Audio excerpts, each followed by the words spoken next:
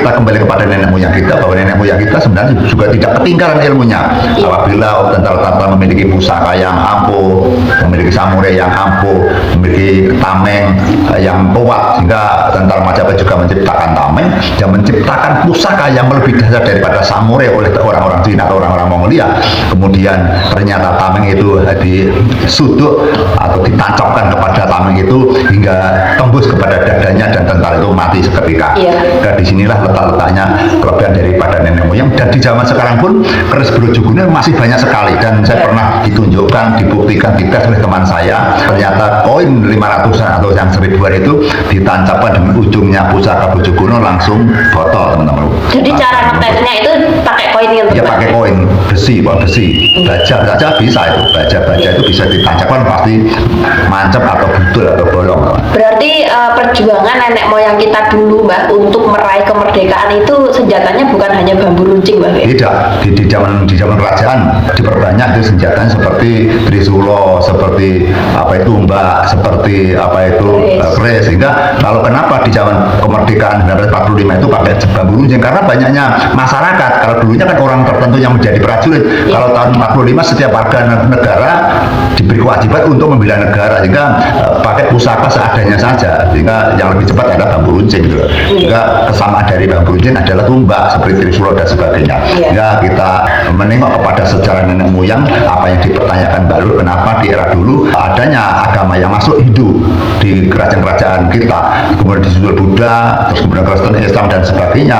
Kok justru nenek moyang kita tidak menciptakan agama? Karena disinilah lengahnya daripada penduduk lokal yang mereka tidak pedulikan dengan keyakinan, karena mereka sudah percaya bahwa keyakinan yang ada di lokal atau di pribumi sudah semoga tidak punya keyakinan apabila suatu zaman nanti keyakinan lokal akan tergeser daripada keyakinan daripada penyebaran dari agama luar negeri atau mancanegara. Nah, disinilah letaknya teman-temanku, bahwa di hari-hari ini pun, di tahun-tahun ini pun, jangan sampai apa yang kita miliki, aset nenek moyang kita akan terdesak oleh kebudayaan mancanegara, baik itu budaya, adat dan yang lain. Dan apabila kita tertekan, kita akan lebih sengsara lagi, karena kita sudah bisa merasakan bahwa seni budaya Anda sudah mulai berpikir.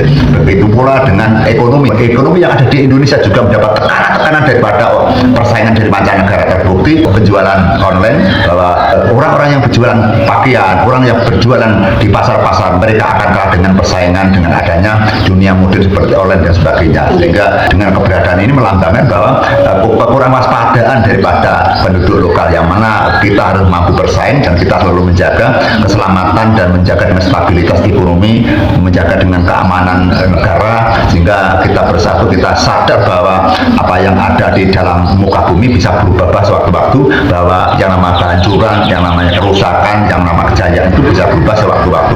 Ya, kita jangan sampai mentang-mentang bahwa negara ini aman-aman saja, namun keamanan itu bisa berubah gratis apabila Tuhan menghendaki, bisa juga menjadi negara-negara yang hancur. Begitu pula negara-negara yang hancur, negara-negara yang terjajah juga bisa akan menjadi negara yang merdeka. Sehingga perubahan kadang-kadang kita tidak mengerti.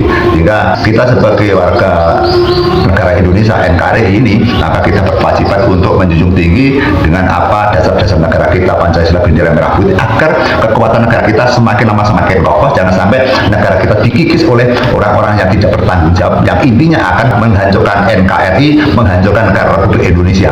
Jika kadang-kadang kita akan dihancurkan oleh beberapa orang, beberapa negara, beberapa golongan, kita tidak terasa. Terasanya apabila kita sudah tertindas, terasanya apabila kita sudah terjajah, maka kita akan lebih terasa. Maka apabila negara ini ingin selamat, kita harus menjunjung tinggi dengan dasar-dasar negara kita, lawan negara kita. Kemudian kita menghormati kepada pekerja-pekerja aparat negara, kita menghormati kerja-kerja roda-roda pemerintahan kita.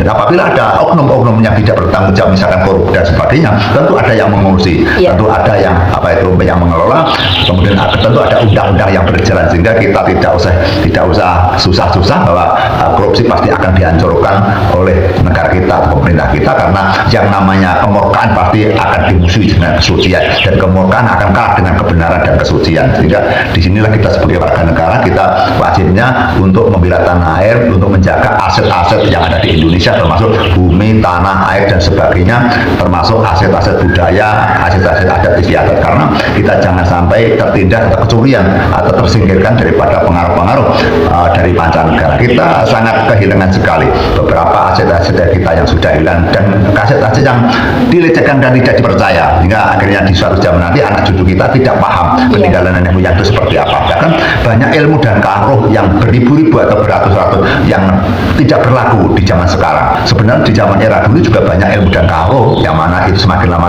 tenggelam semakin hilang. Sehingga di dalam ajaran atau ilmu nenek moyang kita memang ada. Kita punya bukti-bukti, kita punya beberapa mantra dan doa peninggalan nenek moyang kita yang asli dan murni, bacaan mantranya, amalannya, kata-katanya, kalimatnya murni daripada nenek moyang kita yang tidak memakai daripada kepercayaan yang lain. Jika kita punya bukti mantra-mantra itu, ternyata nenek moyang kita juga memiliki ilmu-ilmu yang luhur sekali, mantra-mantra yang sangat sakti sekali.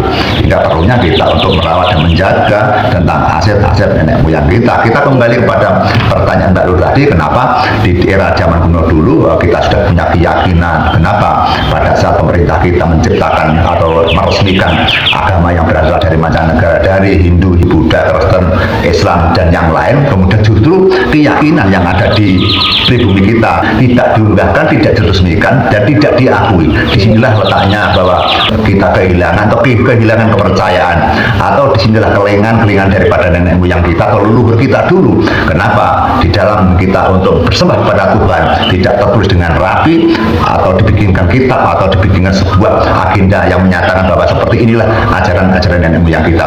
Nenek moyang kita hanya didengung-dengungkan oleh kalimat-kalimat samaran atau sesanti.